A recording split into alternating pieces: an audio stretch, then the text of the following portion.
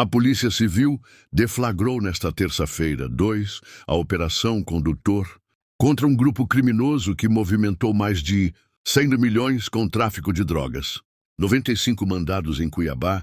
Investigação começou após a prisão de um homem com 153 quilos de cocaína, em abril de 2024, em Cáceres. De Cáceres, da onde foi deflagrada essa operação.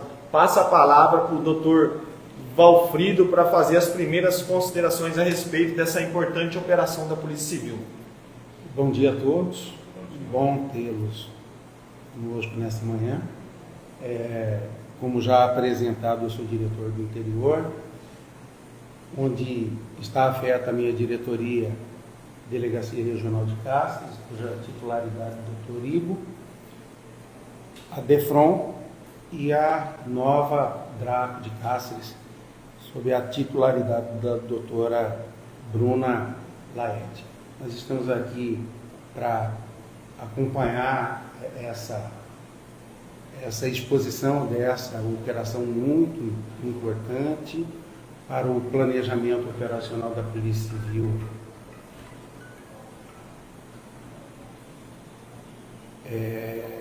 Centrada no planejamento gerencial da instituição, e essa é mais uma das operações sistemáticas que nós estamos executando ao longo desse ano.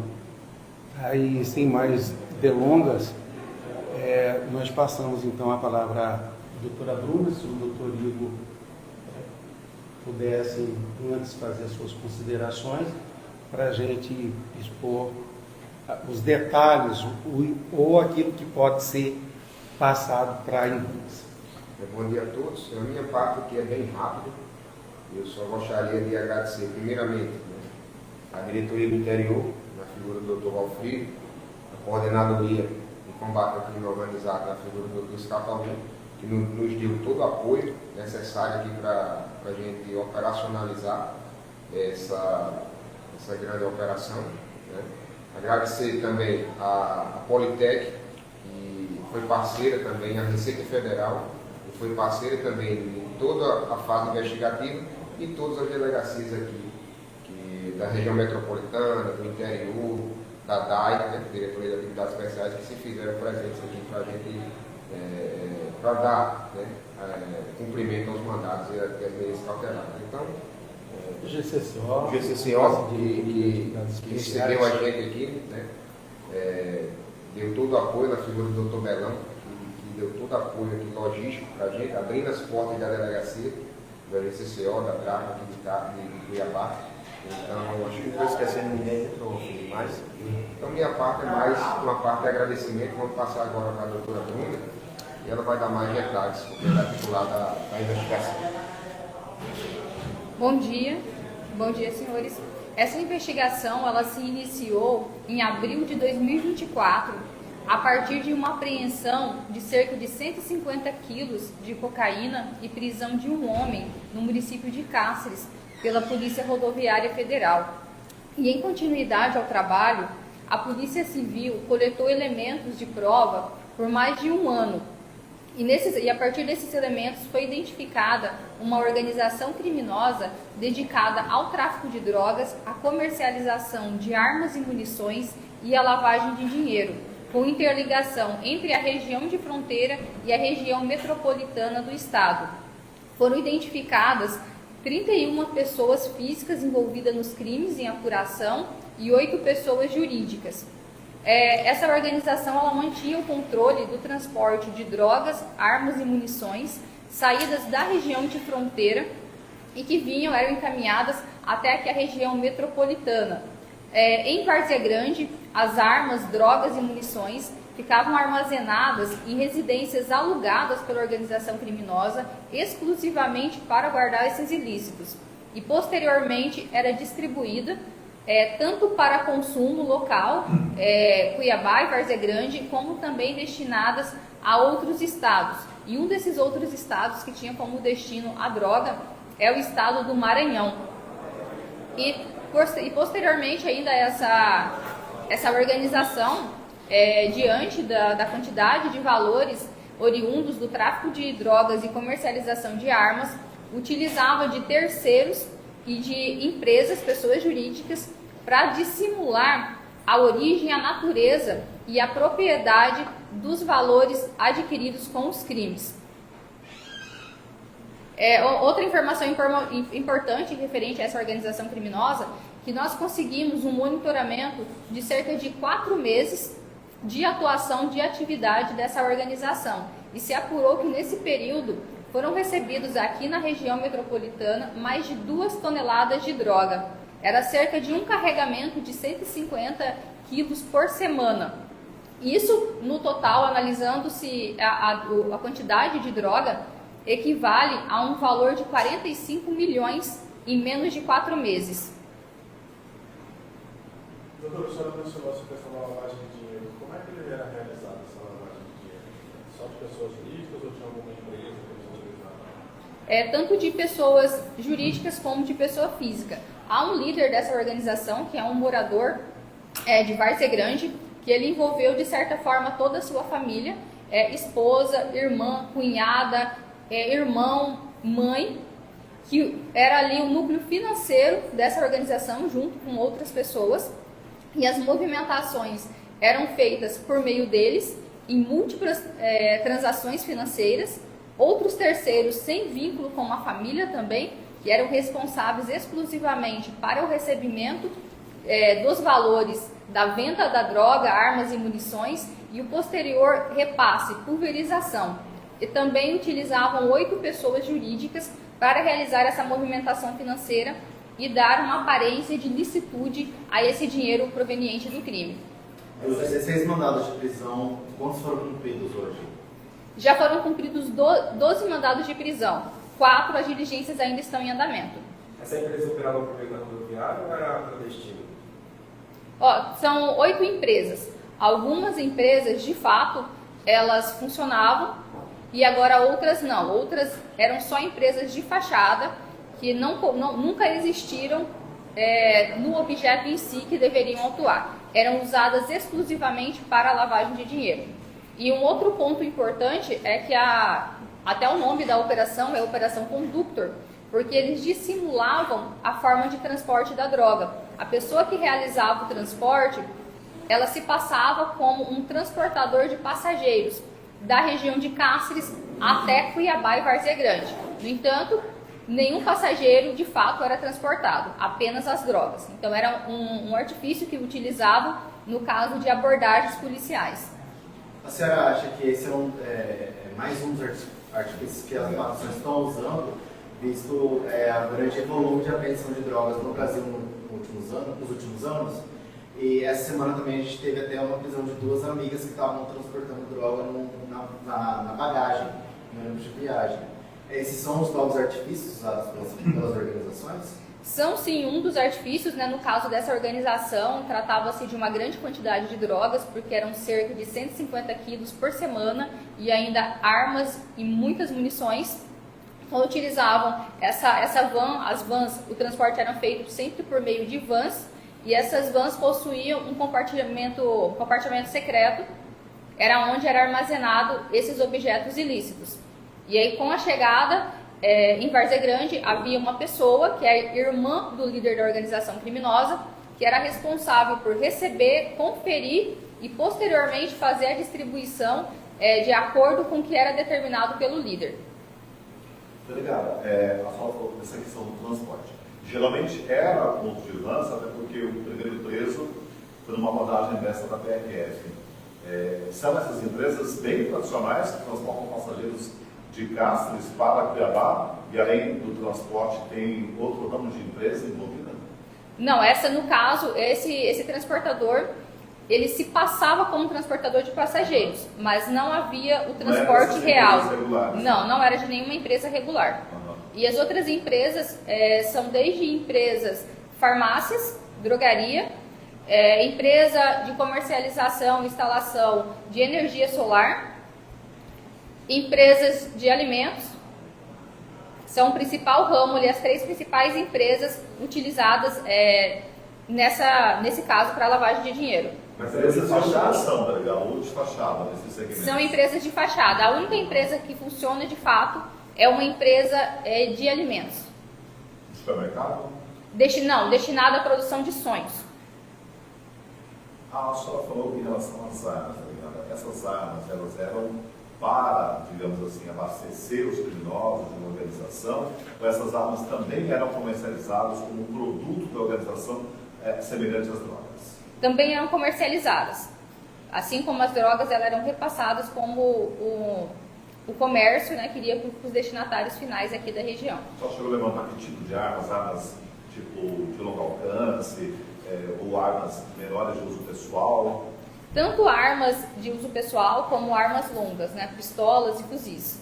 E também uma grande quantidade de munição. E tanto é que hoje ocorreu uma prisão em flagrante, que é na casa do irmão do líder da organização, em que foram apreendidas cerca de 190 munições de diversos calibres, inclusive 5,56.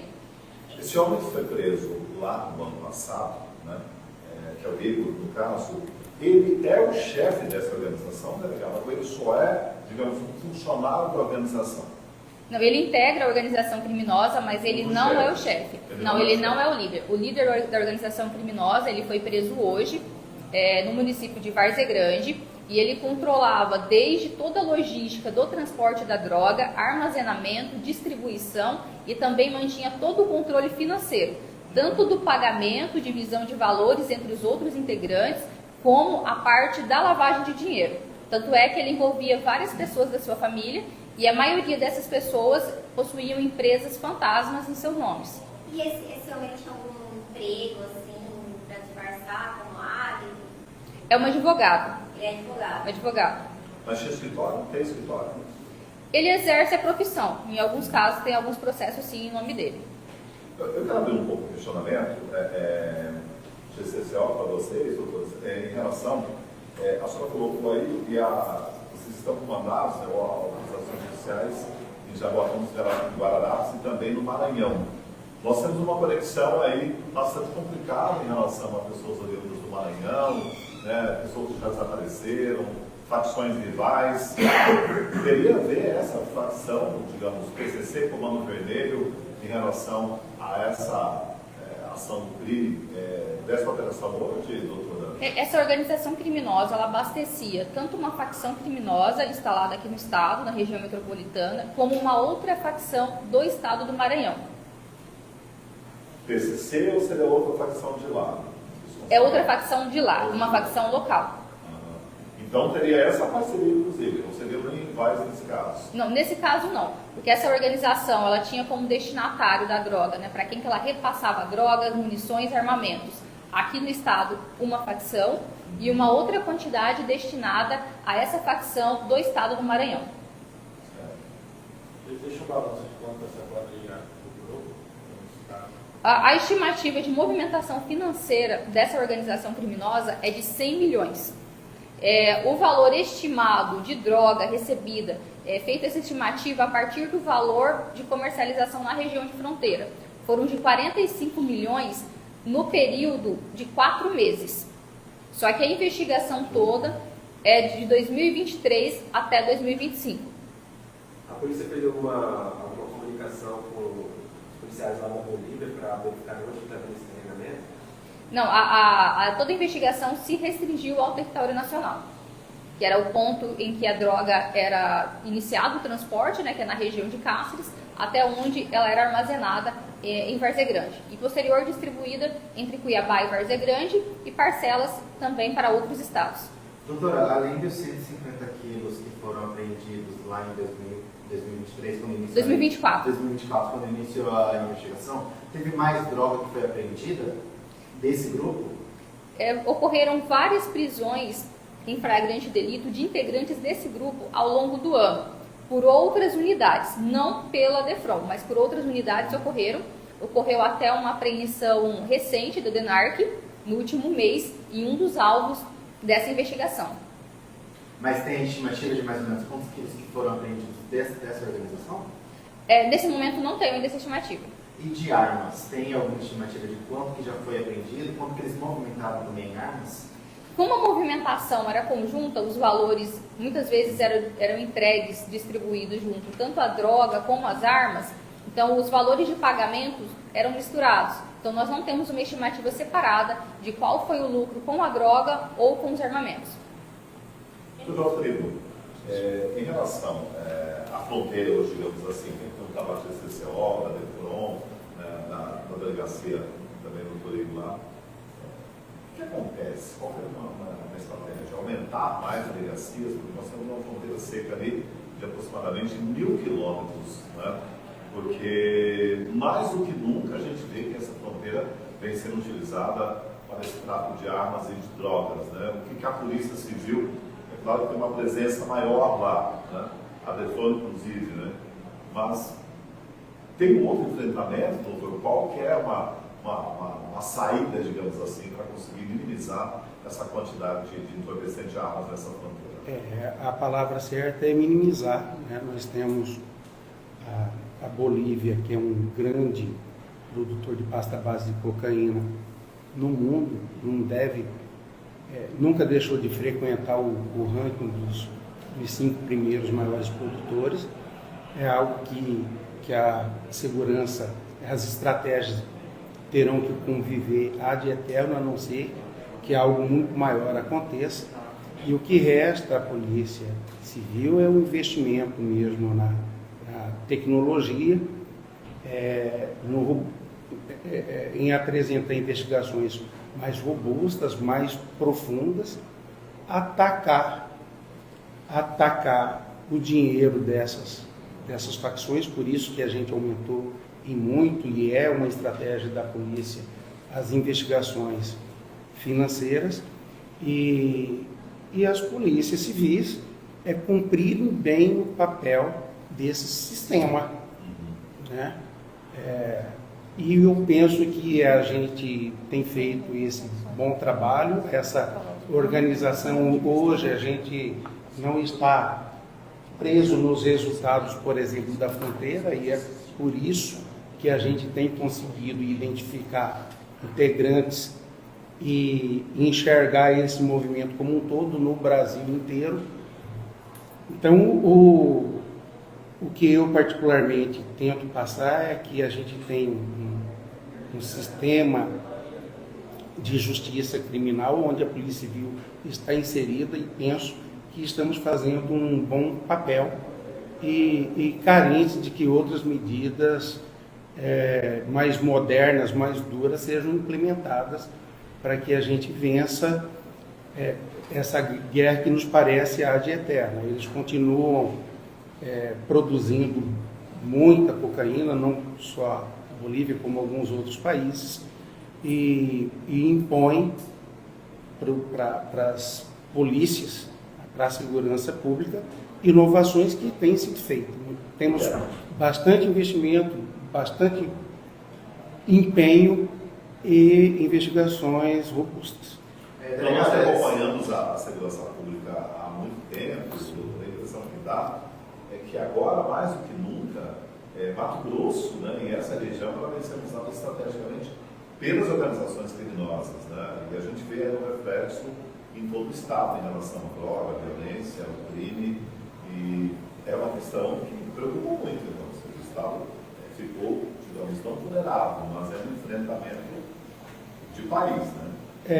Eu frequento a fronteira desde o ano de 2001, quando eu saí da academia e fui para a fronteira, e o pensamento que eu tenho é que é uma realidade que foge